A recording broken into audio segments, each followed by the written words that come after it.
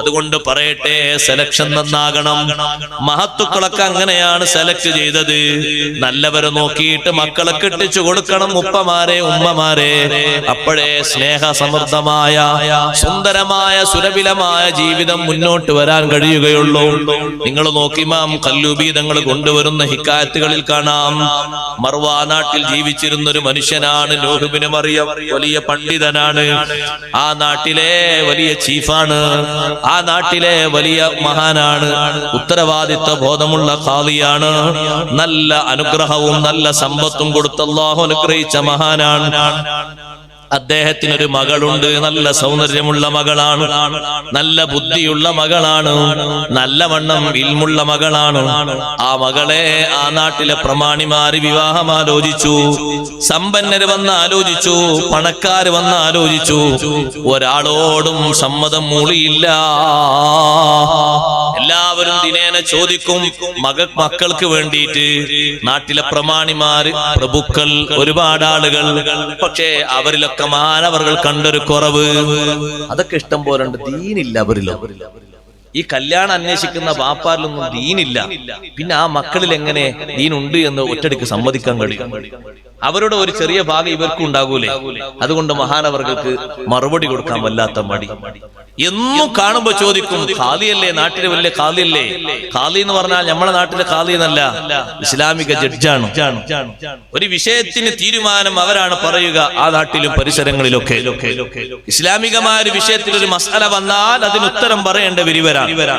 നല്ല പണ്ഡിതനുമാണ്, നല്ല പണക്കാരനുമാണ് നൂഹ് ഇബ്നു മറിയം. മഹാനവർകൾ മർവയിൽ ജീവിച്ച മഹാൻ. മഹാനവർകളോട് ഇങ്ങനെ വന്ന് ചോദിക്കുമ്പോ പലരെയും മടക്കി വിടും. അവസാനം ഒരു ദിവസം അദ്ദേഹത്തിന് ഒരടിമയുണ്ടായിരുന്നു, ഹിന്ദിയായ അടിമ.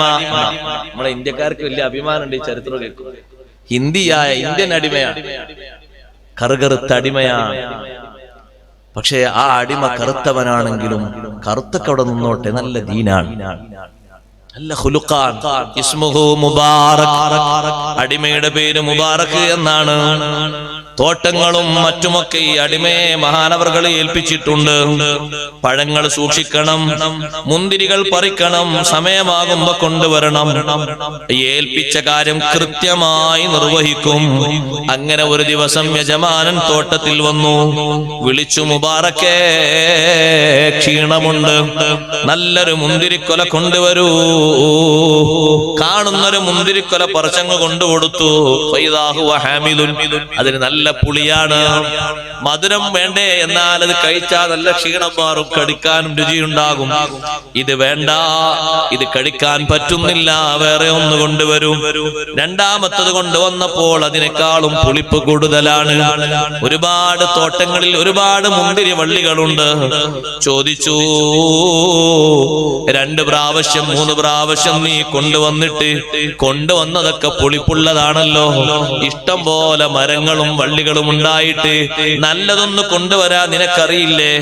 യാ സയ്യിദി, യജമാനരെ, അനലാ ആരിഫുൽ ഹുൽവ ഫീഹി മിനൽ ഹാബിദ്, മധുരിക്കുന്നതേതാ പുളിയുള്ളതേതാ എനിക്ക് തിരിച്ചറിയൂല. ഇതിന്റെ ചുവട്ടിൽ വീഴുന്ന മുന്തിരി കുലകളിൽ നിന്നുള്ള ഓരോ മുന്തിരി പോലും ഞാൻ ഭക്ഷിച്ചിട്ടില്ല. എന്നെ ഏൽപ്പിച്ചത് വൃത്തിയാക്കാനാണ്, പറിക്കാൻ വേണ്ടിയാണ്, സമയമെത്തുമ്പോൾ നനക്കാൻ വേണ്ടിയാണ്. എന്റെ ഡ്യൂട്ടി അല്ലാതെ ഞാൻ നിർവഹിച്ചിട്ടില്ല. സുബ്ഹാനല്ലാഹ്. സയ്യിദ് പറയുന്നു, യജമാനൻ നൂഹ് ഇബ്നു മറിയം പറയുന്നു, ഷഹ്റാനി ഫിൽ ബുസ്താൻ, 2 മാസമായില്ലേ തോട്ടത്തിൽ താമസിക്കുന്നത്, ഇനിയും വകഭേദം നിനക്ക് കിട്ടിയിട്ടില്ലേ? ഇല്ല ഇല്ല സയ്യിദ് അവർകളെ, യജമാനനെ, മാദുഖ്തു മിൻഹു ശൈആ, ഒന്നും ഞാൻ രുചിച്ചിട്ടില്ല. സഹോദരങ്ങളെ, താഴെ വീഴുന്നത് നശിച്ചു പോകണ്ട, എടുത്ത് ഭക്ഷിച്ചു എന്ന് കരുതിയിട്ട് കുറ്റമൊന്നും ഉണ്ടാകൂല. പക്ഷേ അതീവ സൂക്ഷ്മതയാണ്. എന്നെ ഏൽപ്പിച്ച ജോലി എന്താണ്? എന്നെ ഏൽപ്പിച്ച ഡ്യൂട്ടി ഏതാണ്? ഞാൻ അതിന്റെ പിന്നാലെയല്ലേ സഞ്ചരിക്കേണ്ടത്? ചോദിച്ചു, ലിമാദാ ലം തഅകുൽ മിൻഹു ശൈആ, എന്തേ ഒന്നും ഭക്ഷിക്കാതിരുന്നത്? അപ്പോൾ പറഞ്ഞു, യജമാനരെ, ഇന്നമാ അമർതനി ബിഹിഫ്ളിഹി ലാ ബില്ലകിൽ മിൻഹു, സൂക്ഷിക്കാനല്ലേ എന്നെ ഏൽപ്പിച്ചത്, ഭക്ഷിക്കാൻ എന്നോട് അവിടുന്ന് ഉത്തരവിട്ടിട്ടില്ലല്ലോ, പറഞ്ഞിട്ടില്ലല്ലോ. അതുകൊണ്ട് നിങ്ങൾ ഏൽപ്പിച്ച ഉത്തരവാദിത്തത്തിൽ വഞ്ചന നടത്താൻ എനിക്ക് പറ്റില്ലല്ലോ. ഈ മറുപടിയും ഈ ഉത്തമ ബോധവും കണ്ടപ്പോ നൂഹ് ബിൻ മറിയം എന്ന മഹാന്റെ മനസ്സിൽ നല്ല ദീനുള്ള ചെറുപ്പക്കാരനാണ്, പടച്ചോനെ പേടിയുള്ള ആളാണല്ലോ. എത്ര നല്ല പേടിയാ. അല്ലെങ്കിൽ ഇപ്പൊ സാധാരണ ഇവിടെ തോട്ടത്തിൽ ഒരുപാട് തൊഴിലാളികളുണ്ട്, താഴെ വീഴുന്നതൊക്കെ എല്ലാവരും എടുക്കും, അതൊരു കുറ്റൊന്നും ആകൂല. പിന്നെ കുറ്റം നശിച്ചു പോണ്ടല്ലോ, എടുത്ത് കഴിക്കൽ. ഇത് സ്വാഭാവികമായിട്ടും ഇനി പറഞ്ഞിട്ടില്ലെങ്കിലൊക്കെ ഒരു പെർമിഷൻ. താഴെ വീഴുന്നതല്ലേ, അത് നശിച്ചു പോണ്ടല്ലോ, എന്ത് എടുക്കും. ഇനിയിപ്പോ ആരും കുറ്റം പറയാനല്ല. പക്ഷേ ഞാൻ ഏൽപ്പിച്ചത് കൃത്യമായി നിർവഹിക്കുകയും അതിലപ്പുറം നിങ്ങളെ പറ്റിക്കാൻ എനിക്ക് പറ്റില്ലല്ലോ എന്ന് കരുതിയിട്ട് ഞാൻ ഒന്നും ഭക്ഷിച്ചിട്ടില്ല എന്ന് പറയുമ്പോ എത്രമാത്രം അമാനത്തുണ്ട്, എത്രമാത്രം ദിയാനത്തുണ്ട്, ദീനീ ചിട്ടയും എത്രമാത്രം കാര്യബോധവും സൂക്ഷ്മതയുണ്ട്. ഇത് മഹാനവറുകൾ മനസ്സിലാക്കിയിട്ട് പറഞ്ഞു, നിന്നെപ്പറ്റി എനിക്ക് നല്ല താല്പര്യമുണ്ട്. എന്റെ മനസ്സിൽ നീ കടന്നുപോയി. നൂഹ് ബിൻ മറിയം പറയുകയാണ്, എന്റെ മനസ്സിൽ നീ കടന്നുപോയി. അതുകൊണ്ട് ഞാൻ നിന്നോടൊരു കാര്യം പറയാണ്, നീ തിരസ്കരിക്കരുത്, നീ തള്ളിക്കളയരുത്, ഞാൻ പറയുന്നത് നീ അനുസരിക്കണം. ഉടനെ അടിമ പറയുന്നു, ഞാൻ അല്ലാഹുവിനെ അനുസരിക്കുന്ന ആളാണ്, നിങ്ങൾക്കും അനുസരിക്കുന്ന ആളാണ്. ഇരട്ട കൂലി കിട്ടുന്ന ആളുകളിൽപ്പെട്ട ആളാണ് അർത്ഥം. ഇരട്ട പ്രതിഫലം കിട്ടുമല്ലോ. ഭാര്യമാർക്കും ഇരട്ട പ്രതിഫലം. അല്ലാഹു തആലക്ക് അനുസരിക്കുകയും ഭർത്താക്കന്മാർക്ക് അനുസരിക്കുകയും ചെയ്താൽ ഇരട്ട പ്രതിഫലം. അടിമകൾക്ക് ഇരട്ട പ്രതിഫലമുണ്ട്. അല്ലാഹുവിനെ അനുസരിക്കുകയും ചെയ്യാം, യജമാനർക്ക് അനുസരിക്കുകയും ചെയ്യാം. ഒരു പുതിയ നബി വരുമ്പോ ഹബീബ് റസൂലുള്ളാഹി സ്വല്ലല്ലാഹു അലൈഹി വസല്ലം വരുമ്പോ നേരത്തെയുള്ള നബിയുടെ മില്ലത്തുമായി കഴിയുന്നവർക്ക് ഇരട്ട കൂലിയുണ്ട്. നബി സല്ലല്ലാഹു അലൈഹി വസല്ലം മദീനയിലെത്തിയപ്പോ തങ്ങളെ കാണാൻ വേണ്ടി വന്ന മദീനയിലെ യഹൂദികളുടെ കൂട്ടത്തിൽ നല്ല പ്രശസ്തനും പ്രഗത്ഭനുമായ ആളാണ് അബ്ദുല്ലാഹി ഇബ്നു സലാം. നബി തങ്ങളെ കാണാൻ വേണ്ടി വന്നിട്ട് ചില്ലറ ചോദ്യങ്ങളൊക്കെ ചോദിച്ചു. ഒരു നബി വരുമ്പോ നിങ്ങൾ ഇങ്ങനെ ചോദിക്കാന്ന് പൂർവ്വവേദ ഗ്രന്ഥങ്ങളിലുണ്ട്. ചോദിച്ചു, നബിയെ, ആദ്യം സ്വർഗത്തിൽ കടക്കുന്ന ആളുകൾ ആദ്യം കഴിക്കുന്ന ഭക്ഷണം ഏതാണ്? സ്വർഗത്തിലേക്ക് ആദ്യം കയറിയിട്ട് കഴിക്കുന്ന ഭക്ഷണം ഏതാണ്? ഏതാ മോനെ ആദ്യം കഴിക്കുന്ന ഭക്ഷണം? റുമാന. ആദ്യം കഴിക്കുന്ന ഭക്ഷണം ഏതാന്ന് ചോദിച്ചു. അപ്പൊ തങ്ങൾ പറഞ്ഞു, കബിദുൽ ഹൂത്ത്, മത്സ്യത്തിന്റെ നല്ല ലിവർ, ഒന്നാം നമ്പർ ലിവർ, നല്ല സ്മൂത്ത് ആയിരിക്കും. നമ്മൾ ഇവിടെയുള്ള വാസന ഒന്നും കരുതണ്ട, അങ്ങനൊന്നും ഉണ്ടാകൂല. കടിക്കാൻ നല്ല സുന്ദരമായ നല്ല സോഫ്റ്റ് ആയ ലിവർ ആയിരിക്കും. ഈ മറുപടി കേട്ടപ്പോ അബ്ദുല്ലാഹി ഇബ്നു സലാം റളിയല്ലാഹു അൻഹു സന്തോഷിച്ചു. മഹാനവറുകൾ പറഞ്ഞു, ഓ മുത്തുനബിയെ, അങ്ങയുടെ തോളിൽ നിന്ന് തുണി ഒന്ന് നീക്കി തരണം. ഖത്മുൻ നുബുവത്ത് ഒന്ന് കാണാനാണ്, നുബുവത്തിന്റെ മുദ്ര, സീൽ, അതൊന്ന് കാണാനാണ്. ഹബീബ് സല്ലല്ലാഹു അലൈഹി വസല്ലം കുപ്പായ അങ്ങനെ നയിച്ചു കൊടുത്തു. ഇവിടെ ഖത്മുൻ നുബുവത്തിന്റെ ഒരു മുദ്രക്കലയുണ്ട്, നല്ല തിളക്കമാർന്ന ഒരു കല. അത് കണ്ടു സന്തോഷിച്ചു, ഷഹാദത്ത് കലിമയിൽ വിശ്വസിച്ചു. പക്ഷേ അബ്ദുല്ലാഹി ഇബ്നു സലാം തങ്ങൾ പറഞ്ഞു, നബിയെ, ഞാൻ ഈ നാട്ടിലെ യഹൂദികൾക്ക് ഇഷ്ടപ്പെട്ട കണ്ണിലുണ്ണിയായ നേതാവാണ്. ഞാൻ തങ്ങളെ വിശ്വസിച്ചു എന്ന് അവരറിഞ്ഞാൽ അവരെന്നെ മേൽവിലാസം തന്നെ മാറ്റിക്കളയും. അവര് വരുമ്പോ തങ്ങൾ എന്നെ പറ്റി ചോദിക്കണം, ഞാൻ അവർക്ക് അത്രയും ഇഷ്ടപ്പെട്ട നേതാവാണ്. ഇതിങ്ങനെ പറഞ്ഞുകൊണ്ടിരിക്കുന്ന സമയത്ത് കുറച്ച് യഹൂദികൾ വന്നു. തങ്ങൾ പറഞ്ഞു, നിങ്ങളൊന്ന് ഉള്ളിലേക്ക് നിന്ന് ഞാൻ അവരോട് ചോദിക്കട്ടെ. അബ്ദുല്ലാഹി ഇബ്നു സലാം തങ്ങൾ ഉള്ളിലേക്ക് നിന്നു, വീട്ടിന്റെ ഉള്ളിലേക്ക്. അബൂ അയ്യൂബ് അൻസാരി റളിയല്ലാഹുവിന്റെ വീട്ടിലാണ് താമസിക്കുന്നത്. റൂമിന്റെ അപ്പുറത്തേക്ക് നിന്നു. തങ്ങൾ ചോദിച്ചു ഇവരോട്, മാ തഖൂലൂന അൻ അബ്ദുല്ലാഹി സലാം ഫീകും, അബ്ദുല്ലാഹി ഇബ്നു സലാമിനെ പറ്റി നിങ്ങളുടെ അഭിപ്രായം എന്താണ്? അവര് പറഞ്ഞു, ഖൈറുനാ വബ്നു ഖൈരിനാ, ഞങ്ങളിൽ ഏറ്റവും നല്ല മഹാനാണ്, നല്ല ബാപ്പാന്റെ മോനുമാണ്, ബാപ്പയും മോനും രണ്ടാളും ഉഷാറാണ്. അപ്പൊ നബി സല്ലല്ലാഹു അലൈഹി വസല്ലം ചോദിച്ചു, ആ അബ്ദുല്ലാഹി ഇബ്നു സലാം തങ്ങൾ എന്നെ വിശ്വസിച്ചിട്ടുണ്ടെങ്കിലോ നിങ്ങളുടെ അഭിപ്രായം എന്താണ്? അപ്പൊ ഇവര് പറഞ്ഞു, അങ്ങനെ സംഭവിക്കാൻ സാധ്യതല്ല. യഹൂദികൾ പറഞ്ഞു, അങ്ങനെ സംഭവിക്കാൻ സാധ്യതല്ല. ഉടനെ മഹാനവറുകൾ റൂമിൽ നിന്ന് പുറത്തു വന്നു, ഷഹാദത്ത് കലിമ ചൊല്ലിക്കഴിഞ്ഞ ഉടനെ തന്നെ നേരത്തെ പറഞ്ഞ അതേ നാവ് കൊണ്ട് അവർ തിരുത്തിയിട്ട് പറഞ്ഞു, അന്ത ശർറുനാ വബ്നു ശർറിനാ, അബ്ദുല്ലാഹി ഇബ്നു സലാമേ, നീ ഞങ്ങളിൽ നികൃഷ്ടനാണ്, നീ ഞങ്ങളിൽ ദുഷിച്ചവനാണ്. വബ്നു ശർറിനാ, ദുഷിച്ച വാപ്പാന്റെ മോനാണ്. മോനാണ്, നീയും നിന്റെ ബാപ്പയും ശരിയില്ല. നേരത്തെ പറഞ്ഞ അതേ നാവ് കൊണ്ടാ തിരിച്ചു പറഞ്ഞത്. അബ്ദുല്ലാഹിബ്നു സലാം തങ്ങളോട് നബി തങ്ങൾ പറഞ്ഞു, അബ്ദുല്ലാഹിബ്നു സലാമേ, നിങ്ങൾ വിഷമിക്കണ്ട, യുതിക്കല്ലാഹു അജ്റക മർറതൈൻ, നിങ്ങൾക്ക് അല്ലാഹു 2 കൂലി തരും. കാരണം ഞാൻ വരുന്നതിന്റെ മുമ്പിൽ ഈസാ നബി അലൈഹിസ്സലാമിന്റെ തത്വങ്ങളും നെഞ്ചിലേറ്റി വിശ്വാസത്തോടെ നടന്ന ആളാണ് നിങ്ങൾ. ആ ഒരു കൂലി നിങ്ങൾക്കുണ്ട്. ഞാൻ വന്നപ്പോ എന്നെ വിശ്വസിച്ച ആളുമാണ് നിങ്ങൾ. നിങ്ങൾക്കും 2 കൂലിയുണ്ട്. ഇടയിൽ പറഞ്ഞില്ലേ സഹോദരിമാരോട്, 2 കടമകൾ നിർവഹിച്ചാൽ 2 കൂലിയാണ്. ഭർത്താവിന് ഖിദ്മത്ത് ചെയ്ത് ഭർത്താവിന്റെ പൊരുത്തം സമ്പാദിക്കുന്ന രീതിയിൽ നല്ല സ്നേഹോഷ്മളമായ ജീവിതം കാഴ്ചവെക്കുകയും അല്ലാഹു തആല അനുസരിക്കുകയും ചെയ്താൽ 2 കൂലിയാണ്. നല്ല പെണ്ണിന്റെ ലക്ഷണം അതാണല്ലോ, ഫസ്സാലിഹാതു ഖാനിതാത്തുൻ ഹാഫിളാത്തുൽ ലിൽ ഗൈബി ബിമാ ഹഫിളല്ലാഹ്. നല്ല പെണ്ണ് ആരാണ്? ഖാനിതാത്തുൻ, അനുസരണയുള്ളവളാണ്. ഇമാം ബൈളാവി തങ്ങൾ ഈ വാക്കിന് തഫ്സീർ എഴുതി, ഖായിമാത്തുൻ ബിഹുഖൂഖില്ലാഹ്, അല്ലാഹു തആലാന്റെ കടമകൾ നിർവഹിക്കുന്നവരാണ്. മുത്തിആത്തുൽ ലിൽ അസ്വാജ്, ഇണകൾക്ക് അനുസരിച്ച് ജീവിക്കുന്നവരുമാണ്. 2 കൂലിയാണ്, ചെറിയ കൂലിയല്ല. നിങ്ങൾ കണ്ടില്ലേ, ഈ യജമാനനോട് അടിമ പറയുന്നു, അതെ ഞാൻ നിങ്ങൾക്ക് അനുസരിക്കുന്ന ആളാണ്, അല്ലാഹുവിനും അനുസരിക്കുന്ന ആളാണ്. നിങ്ങൾ എന്നോട് കൽപ്പിക്കുന്ന വിഷയം അനുസരിക്കാൻ പറ്റിയതാണെങ്കിൽ ഞാൻ അനുസരിക്കും, അല്ലാത്തത് ഞാൻ അനുസരിക്കൂല. അനുസരണത്തിൽ അങ്ങനെയാണ്, അനുസരിക്കാൻ പറ്റിയതിനനുസരിച്ചാൽ മതി. ലാ ത്വാഅത ലി മഖ്ലൂഖിൻ ഫീ മഅസിയത്തിൽ ഖാലിഖ്, ഖാലിഖായ റബ്ബിനെ എതിര് ചെയ്യുന്നതിൽ ഒരു മഖ്ലൂഖിനും അനുസരിച്ചു കൊടുക്കേണ്ടതില്ല. നിങ്ങൾ കണ്ടില്ലേ സ്വഹീഹുൽ ബുഖാരിയിൽ ഒരു അധ്യായം, ബാബുൻ ലാ തുതിഉൽ മർഅതു സൗജഹാ ഫീ മഅസിയ, ഒരു അധ്യായം, ഭാര്യ ഭർത്താവിന് മഅസിയത്തിൽ അനുസരിക്കാൻ പാടില്ല. ഭാര്യ ഭർത്താവിന് കുറ്റകൃത്യത്തിൽ അനുസരിച്ചു കൊടുക്കാൻ പാടില്ല. തിരിച്ചു അങ്ങനെ തന്നെ. ഭർത്താവ് പറഞ്ഞു, നീ എന്റെ കൂടെ പോരാണെങ്കിൽ ഈ പർദ്ദയും ബുർഖയും ഇട്ടൊരു ഉമ്മാമായിട്ട് പോരാൻ പറ്റൂല, നീ ആ ഷാളിട്ട് പോന്നാ മതി. കഴുത്തൊക്കെ മറ്റൊരു കണ്ടു തരാൻ എന്റെ പിന്നാലെ ആരും കൂടൂല. നാലാൾ കണ്ടാൽ കുഴപ്പമില്ലാന്ന് എഴുതിയിട്ടാണ് ഇടാൻ പറഞ്ഞത്, വേറെ വിഷയം. മുടിയൊന്നും അങ്ങനെ കെട്ടിയിട്ട് ഭദ്രാക്കി വെക്കണ്ട, കുറച്ചും കൂടെ കഴിച്ചിട്ട്, കുറച്ച് മുടിയൊക്കെ ഉള്ള പെണ്ണാണെന്ന് ആൾക്കാർ അറിഞ്ഞോട്ടെ. ഷർട്ടിന്റെ ബട്ടൺ പൂർണ്ണമായിട്ടുണ്ടാവും, 1-2 അവിടെ അയച്ചിടും.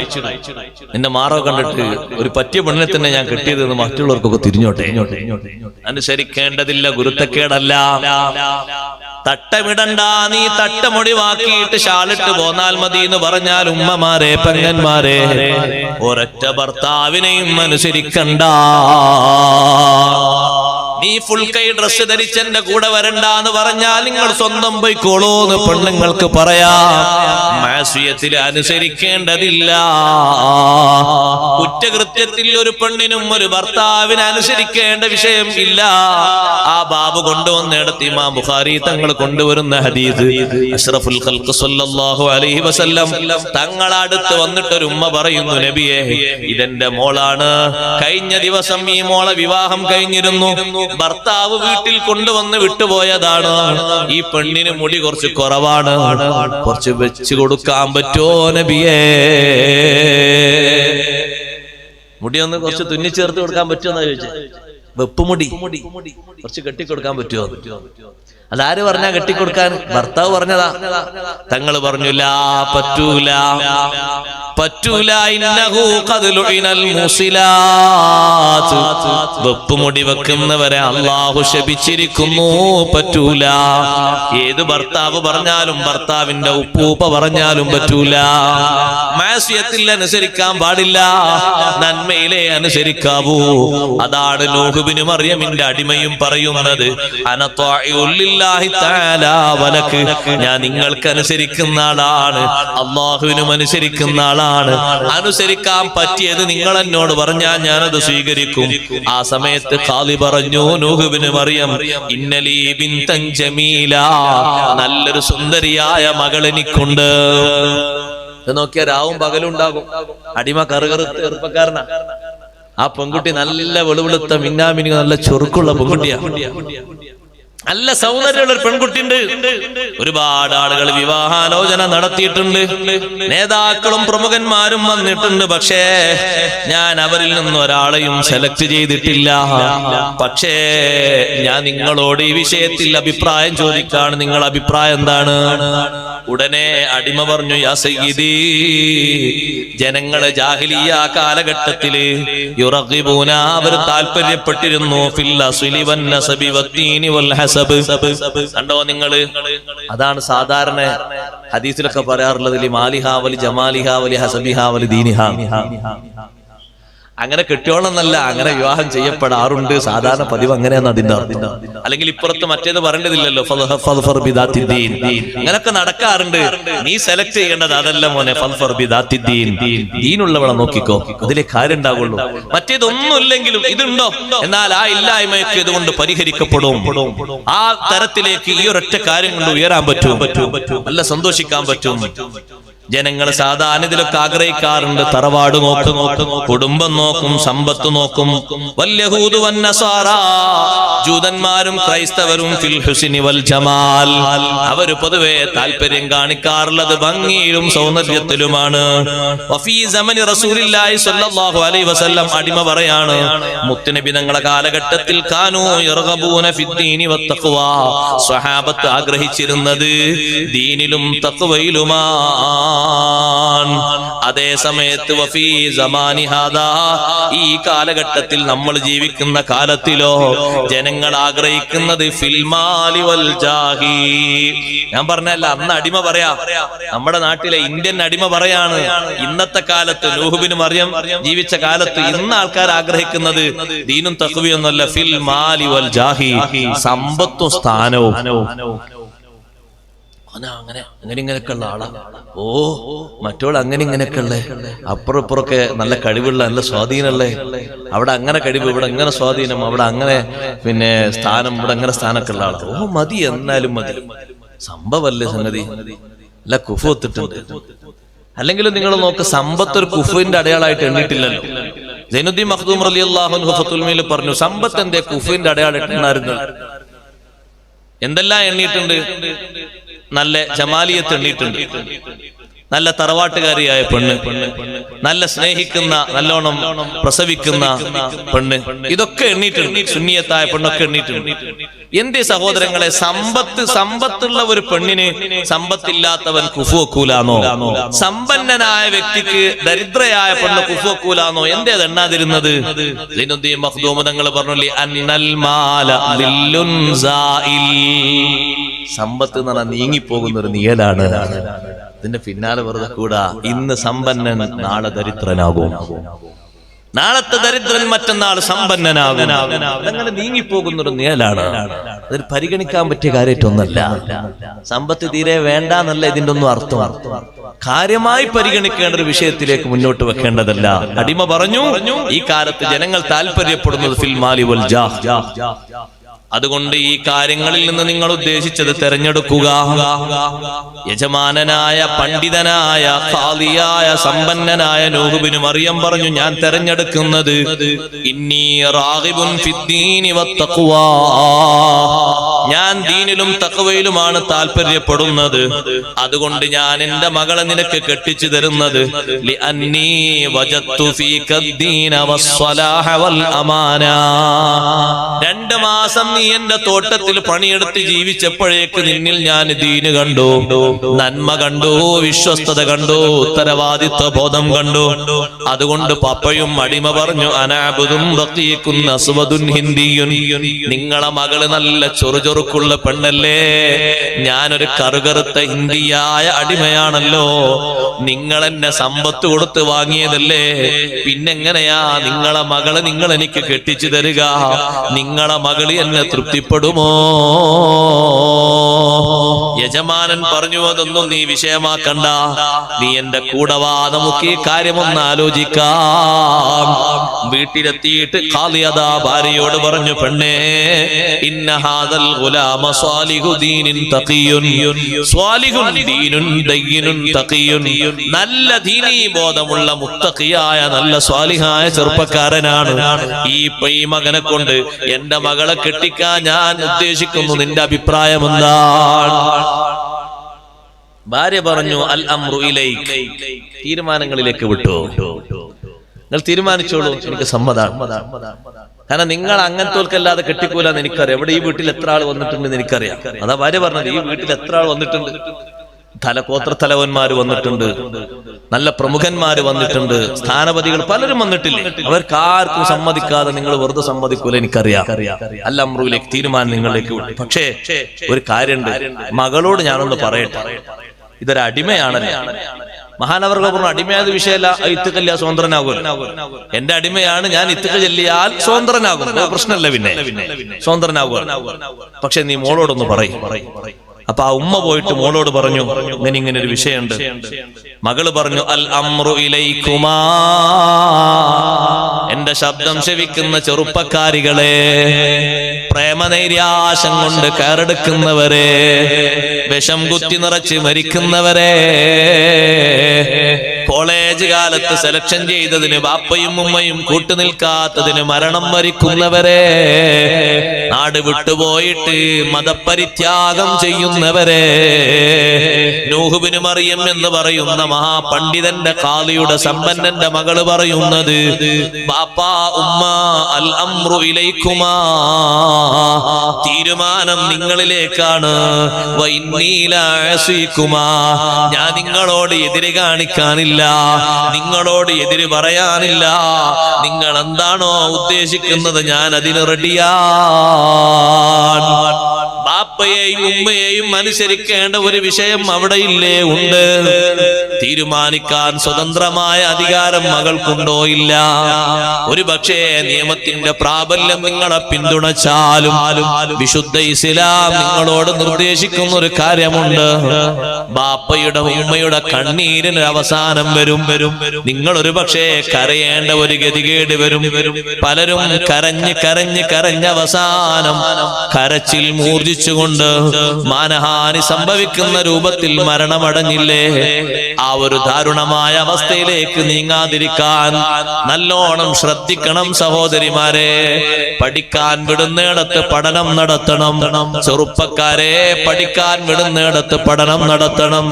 ജോലിക്ക് പോകുന്നിടത്ത് ജോലി കൃത്യനിർവഹണത്തോടെ ജോലി നിങ്ങൾ നിർവഹിക്കണം. മറ്റു വിഷയങ്ങളിലേക്കൊന്നും അവിടെ നിങ്ങൾ കയറരുത്.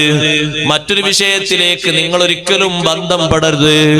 ബാപ്പയും ഉമ്മയും നല്ലവണ്ണം ദീനും ബോധവുമുള്ളവരെ തെരഞ്ഞു വരുമ്പോ, ദുനിയാവ് മുന്നോട്ട് നിന്നിട്ട് നിങ്ങളെ മാടി വിളിക്കുമ്പോ, ബാപ്പാന്റെയും ഉമ്മാന്റെയും ദീൻ ഒഴിവാക്കിയിട്ട് ദുനിയാവിന്റെ പിന്നാലെ പോയി ചതിയിൽ പെട്ടുപോകരുത്. ഈ പെൺകുട്ടി പറഞ്ഞ മറുപടി നോക്കി, എന്തൊരു സുന്ദരമാണ്. നിങ്ങളിലേക്ക് തീരുമാനം വിട്ടു. നിങ്ങൾക്ക് തീരുമാനിക്കാൻ ഞാൻ എതിര് കാണിക്കൂല. ഭർത്താവ് മടങ്ങി വന്നിട്ട്, ഭാര്യ മടങ്ങി വന്നിട്ട് ഭർത്താവിനോട് പറഞ്ഞു, അതെ, ആ ചെറുപ്പക്കാരന് മകളെ കല്യാണം കഴിച്ചു കൊടുത്തു. അവർക്ക് ഇഷ്ടം പോലെ സമ്പത്ത് കൊടുത്തു. അതിൽ നിന്നൊരു കുട്ടി ജനിച്ചപ്പോ സമ്മാഹു അബ്ദുല്ലാ, ആ കുട്ടിക്ക് അബ്ദുല്ലാ എന്ന് പേര് വെച്ചു. ആ കുട്ടിയാണ് അബ്ദുല്ലാഹി ഇബ്നുൽ മുബാറക് റളിയല്ലാഹു അൻഹു. നല്ല ദീനീ ബോധമുള്ള ബാപ്പാക്കും ഉമ്മാക്കും ജനിച്ചപ്പോ മക്കളിലും കണ്ടില്ലേ നിങ്ങൾ നല്ല ഉശിരി. അവരെ മക്കളും അവരെ മക്കളൊക്കെ അവര് പിന്നെ കല്യാണം കഴിക്കുന്നതും താവഴിയിലൊക്കെ പിന്നെ ആ രൂപത്തിൽ വരണം എന്നാണ് നിശ്ചയം. ചരിത്രത്തിൽ കാണാം, ഈ അബ്ദുല്ലാഹി മുബാറക് എന്ന കുട്ടി പിന്നീട് ഒരു കല്യാണം കഴിച്ചു. കല്യാണം കഴിച്ചിട്ട് ഒരു ദിവസം ആ വീട്ടിൽ 10 അതിഥികൾ വന്നു, വിലമാക്കൾ വന്നു. അപ്പൊ വല്യാപ്പാനെ പോലെ തന്നെ നല്ല, വല്യുപ്പയെ പോലെ തന്നെ നല്ല ധർമ്മിഷ്ഠനാണ് പേരക്കുട്ടി. ബാപ്പാരും കണ്ടിട്ടാണല്ലോ മക്കൾ പഠിക്കുന്നത്. അപ്പൊ നല്ല സമ്പന്നനായ നൂഹ് ബിൻ മറിയം നല്ല ധർമ്മിഷ്ഠനാണ്. അതുപോലെ ഈ കുട്ടിയും അങ്ങനെ തന്നെ. ഏത് കുട്ടി? ഈ അടിമയായിരുന്ന മുബാറക് എന്ന് പറയുന്ന അടിമക്ക് സ്വതന്ത്രനാക്കി കൊടുത്ത ശേഷം കല്യാണം കഴിച്ച് അതിലൂടെ ജനിച്ച കുട്ടി അബ്ദുല്ലാഹി ഇബ്നു മുബാറക് റളിയല്ലാഹു അൻഹു.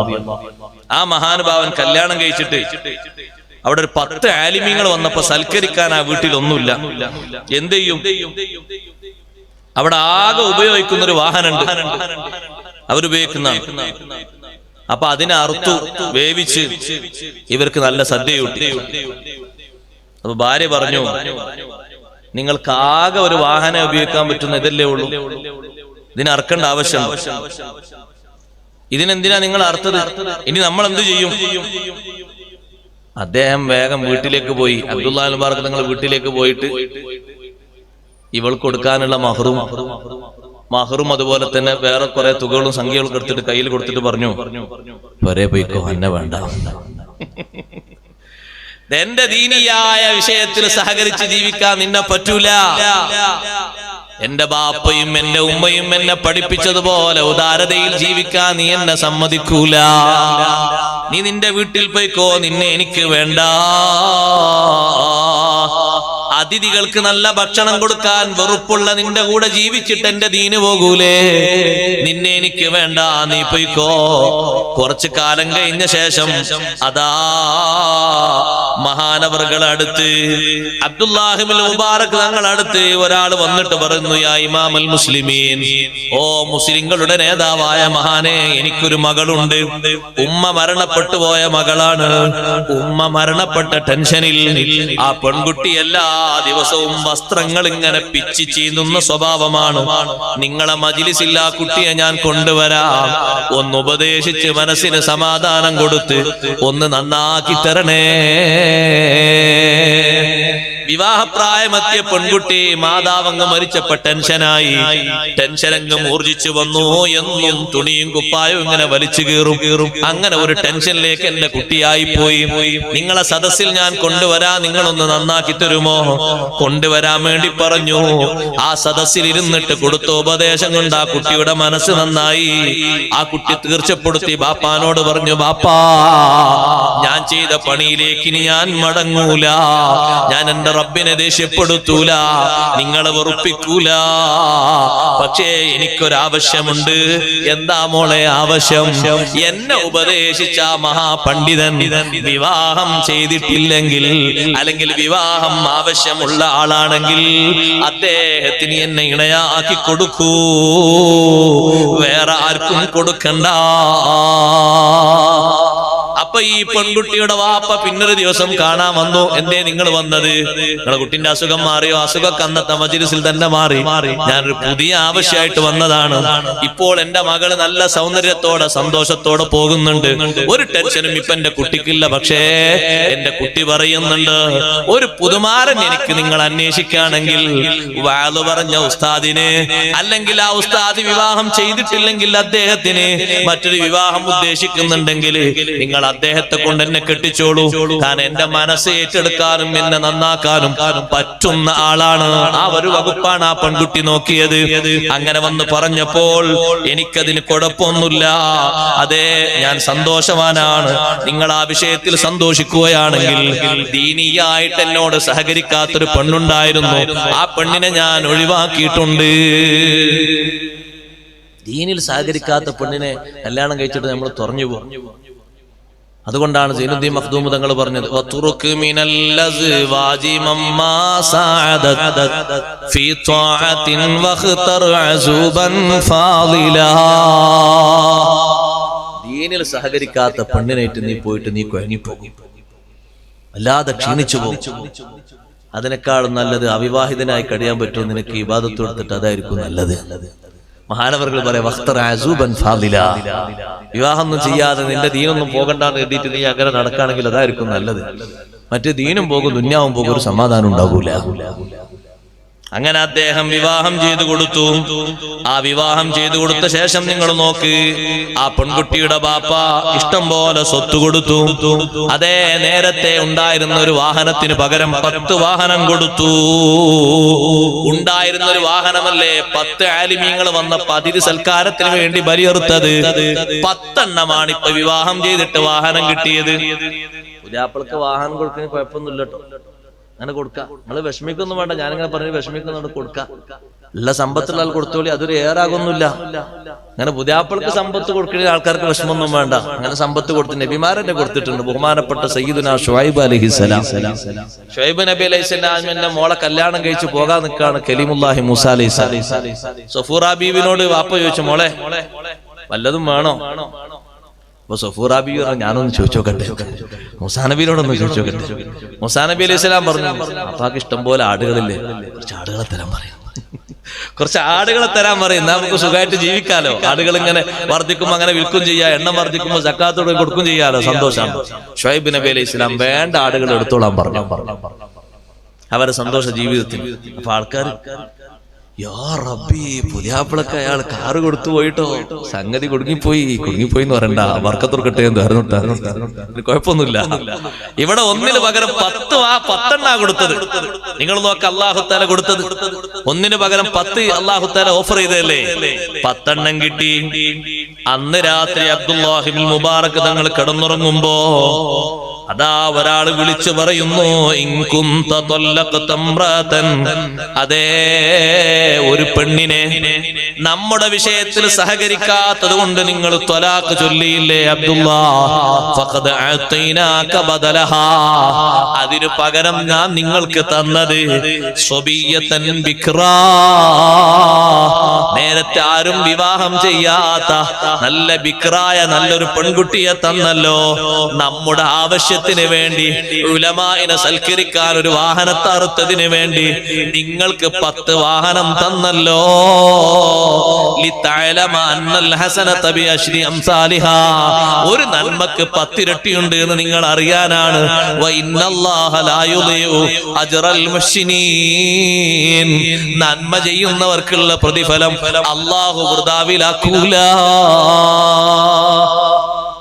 എന്താ ഞാൻ പറഞ്ഞതിന്റെ പൊരുൾ നിങ്ങൾ മറക്കരുത്. ദീനും ഖുലുഖുമാണ് മുന്നോട്ട് വെക്കേണ്ടത്.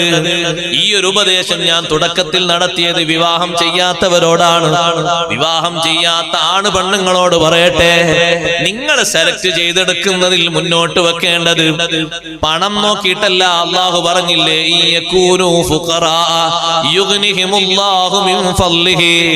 അവർ ദരിദ്രരാണെങ്കിൽ അല്ലാഹു അവർക്ക് ഗിന കൊടുക്കും.